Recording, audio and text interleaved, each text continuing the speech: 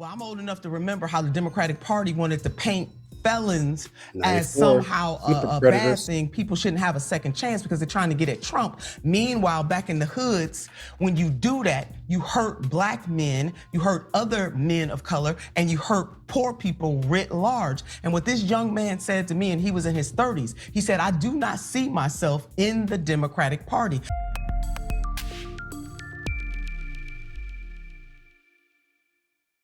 When Donald Trump leaves office on Wednesday morning, he will leave Washington a pariah. Donald Trump will never be allowed to set foot in the Capitol again. Never.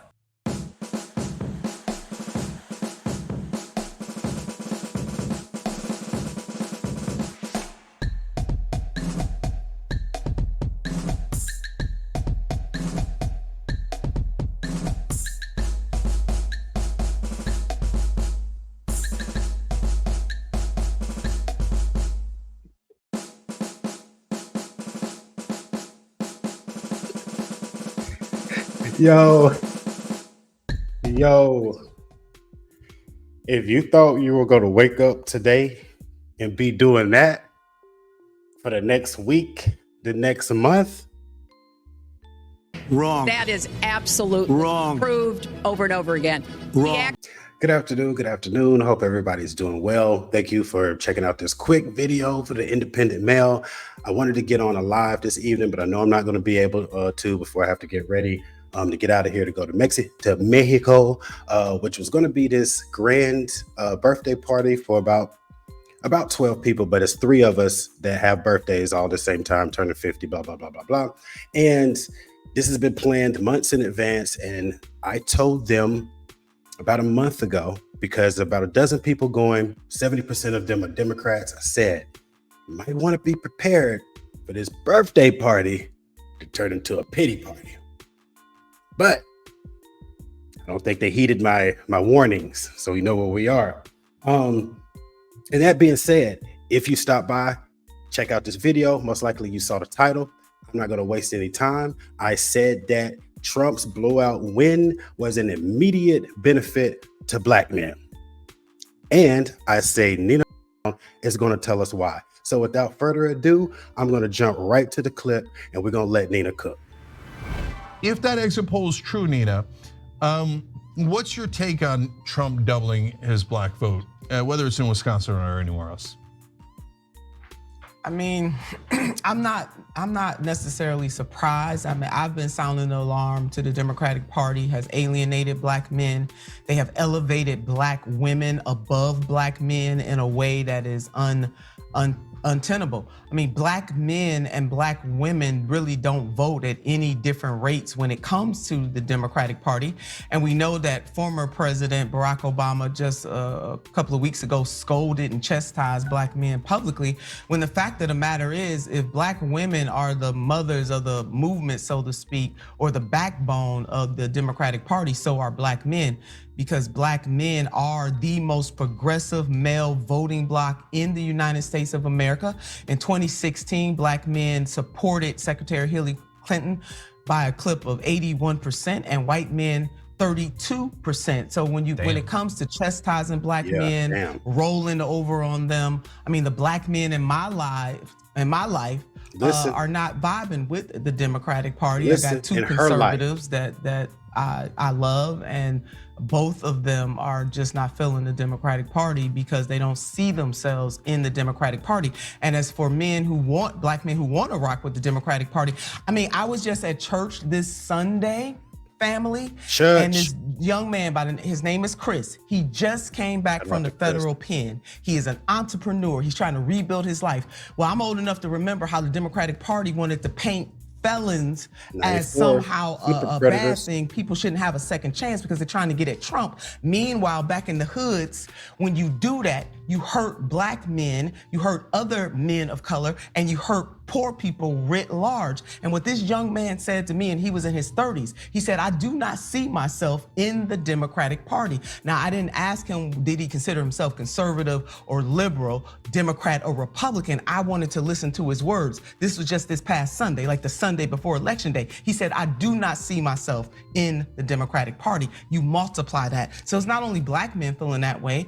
President Trump is very good at what he does. He's a faux populist. And folks are vibing with that. And again, I said on The Breakfast Club, if in fact the Democrats do not win, do not bring it here, do not blame black men, voters should not be blamed for making a choice. And it irritates me to no end that black men are being treated differently than any other male demographic. They got a right to make a demand. Thank you, and my Nina. God, the last time I checked, they had agency. They should be able to vote for whoever they want to. As an elected official, as a politician, as somebody who has been on ballots and supported people who are running for office, it is always the way to go is to earn the votes of the voter and not blame them for your deficiency. So black men, but black women too. You know, there was some polling out that says that compared to President Obama in 2012, where he had plus 93 points for black women. And Clinton, when she ran, plus 93 points. And I think President Biden was plus 81 points. Well, Vice President Harris is 71 points. So it's not just black men that are making different choices, black women are too.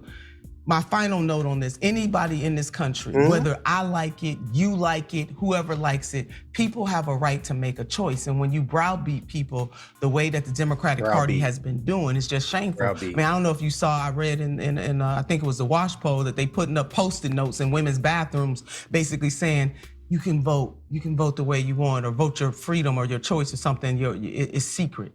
As if, you know, men are beating their women for not voting a certain way. They are trying to add by dividing. It is wrong. But black men, they over it. Bro, had to share that because I've been making videos for, I know at least back in July, I was making videos as an independent, trying to reach out to Democrats well before this election time, saying to stop shaming black men for not immediately robotically jumping on the Harris bandwagon. See what their concerns are. See if you can learn how to message to them. See what you can do to earn their vote back instead of just talking about them. But nope. Anytime I spoke with any woman of color, and all I had to do was say that I understood. Not saying that I was getting ready to go vote for Trump. All I had to say was that I understood how certain black men can go vote for Trump. And bro, in an instant, just by saying I had understanding from where they were coming from. Come on, flame on! I get flamed. So anyway, I'm glad that Ms. Nina spoke on that. She is from the community. She is a woman. And as I said, in the community, so a woman of color. She's also a sitting senator.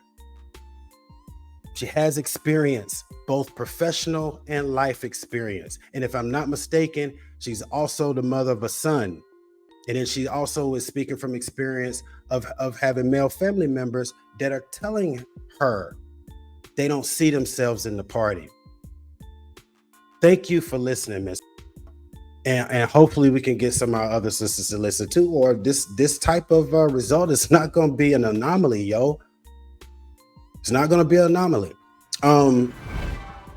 Yeah, it's going to be a rough one. It's going to be a rough one for you guys to get this back.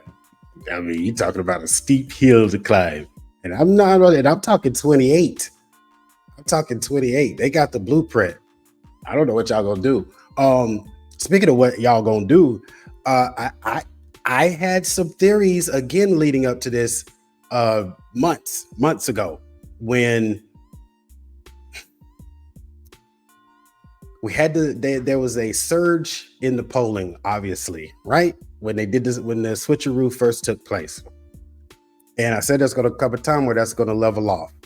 And that's when we're going to know what the real polls are. And that started happening about 3 weeks ago. And you start seeing tide. Swing states everywhere. It was close. That does not bode well for the Democrats. They have to have big margins of being up in order to have a chance in the Electoral College. Harris's margins were not high enough to spell that there was going to be any kind of victory last night. Nevertheless, I thought there may be some other issues as far as a little bit of overreach on some of the more progressive parts, or more of the extreme parts of the party, like i.e. some of the trans sports issues and bathrooms, and when to be introducing some of these things as far as school is concerned with elementary school kids and stuff like that.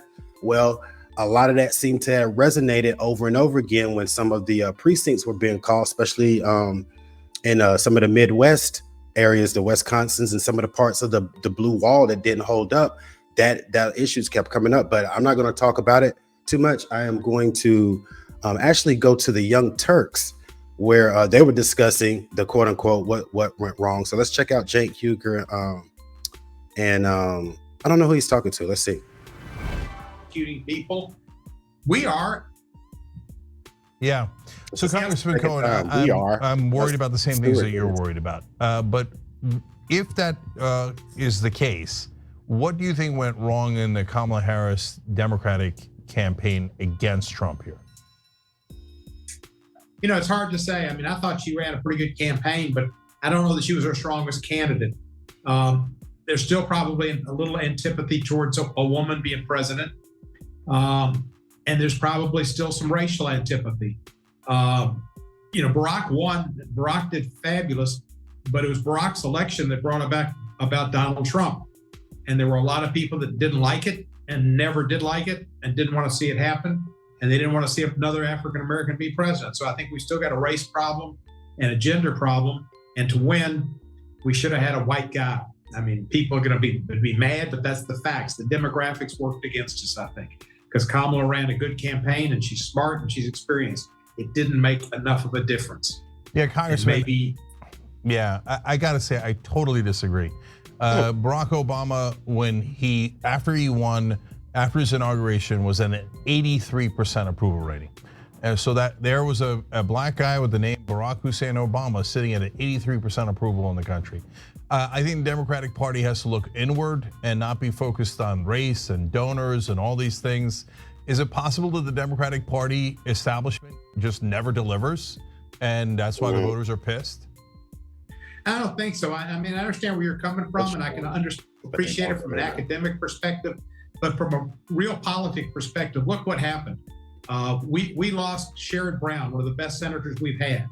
Colin Allen ran a good race. He got beat by 10 points by Ted Cruz, who should go back to Cancun, wherever he was in Mexico when they had the problems. Cancun. You know, the practical politics is you got to get, especially when you lose these races, you got to beat the other team. And part of it's, a lot of it's race, and a lot of it is gender. And they hit us with all the transgender stuff. That was something they did during the Congress. They stressed these issues, made a big point of having them brought up in Judiciary Committee. Then they stressed them in the election and saying people want to let men compete against women in sports. But worse than that, they said that they wanted to allow and pay for sex change operations of people who are in prison or military. Do you think that ad? And those things hurt us. Do you think that ad that aired throughout the World Series, that airs on every NBC, that aired on every NFL football game, was something that moved people, that the Democrats and the Harris campaign should have gone harder and dirtier against Trump the way it was done to them? I think they should have. I mean, that was awful, and they've been planning it forever. In the Judiciary Committee, they had more and more hearings about this, and it happened earlier, and we got into it.